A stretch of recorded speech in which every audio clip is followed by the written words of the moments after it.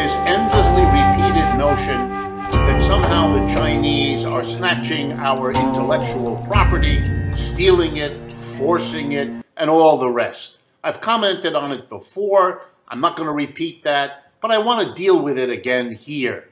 And there are two reasons. Number one, trade wars have a nasty habit of becoming military wars, killing large numbers of people. And that's a tragedy we need to avoid. It's happened twice in the 20th century. World Wars I and II were heavily shaped by economic conflicts, trade wars, investment wars, and so on among the combatants in the war. That cannot be allowed to happen again. Much of the history since then has been an effort to do that. And it is simply moving in that direction, to ratchet up the rhetoric around a trade war by claiming the other side is cheating, is stealing, and all the other childishnesses that pass for commentary these days.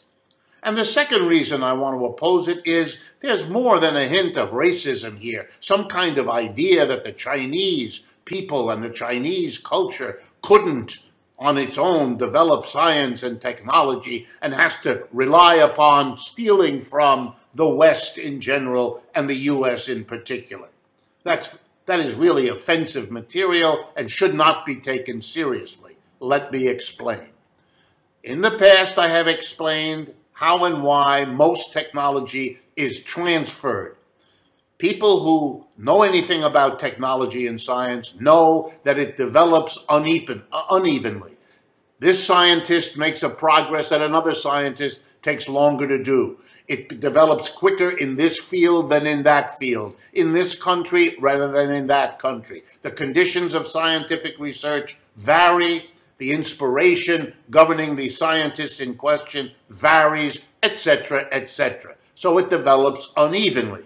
Those parts of the country or the world that are not as advanced as others study what is coming out of the advanced part of the world. They read the journals. They go to the conferences. The purpose of the conferences and the journals is to disseminate knowledge and information, to make it available, to speed up everybody by having those that are not as quick learn from those that are. And most common thing you'll see is one scientist helping another and then being helped by that other because each of them has something to teach the other. That's the humane, that's the intelligent, that's the historical way science progresses. It is bad faith later on to come back and say that what was passed in the normal course of scientific diffusion was stolen by one side or the other. No one forced the American companies that went to China in the last 30 years, cutting deals to get access to Chinese cheap labor and to get access to the Chinese market, which is one of the fastest growing markets in the world. No one forced the American companies that wanted those things to go there. The deal the Chinese made with them is, where we are behind you technologically, that's something you can give us. And what we will give you in exchange is low-wage labor, very disciplined, and access to a rapidly growing market. American corporations made that deal because it was profitable for them to do so. Number one. Number two, the idea that the Chinese are not able to develop their own science and technology, well, that's based on ignorance. We actually have a good response. A very famous British scientist, one of the most famous in the history of the United Kingdom, a man named Joseph Needham, produced, starting, I think it was in the 1960s or 70s, a multi-volume study, this British economist, of science and technology in China. It's a multi-volume work published by the Cambridge University Press. It was made a modern library books, 100 best nonfiction books of the 20th century. A major piece of work. And here's what it shows. The Chinese, far from being backward, have, over the last several thousand years, often been in the forefront. They have developed science and technology which was way ahead of the West and which the West copied, which is what is normally done. In recent times, the Chinese economy was a quasi-colony. It never was a full colony, but after the Boxer Rebellion, particularly, before that in the 19th and afterwards in the 20th century, China was under the thumb of a number of Western countries, and its science and technology didn't keep up with some advances in the West, which they are now copying and learning from, just as the West learned from them.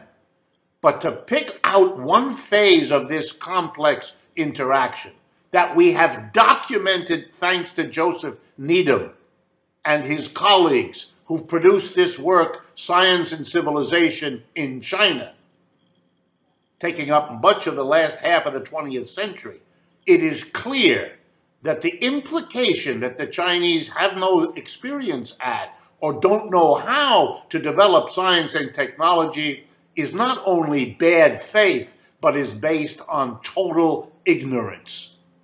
We are not going to win some technological race. That's not how it works. We're going to have to exchange. We're going to have to live to learn and learn together, because the alternative slows everybody down and is a one-way road to war and catastrophe.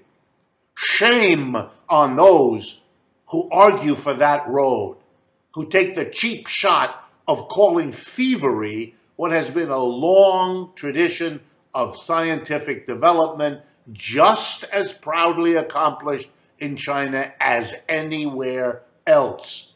And this has nothing to do with endorsing the current Chinese regime or being without criticisms, neither of which come from us. But you have to call it what it is in the face of this crude, warlike level of accusations that are simply wrong.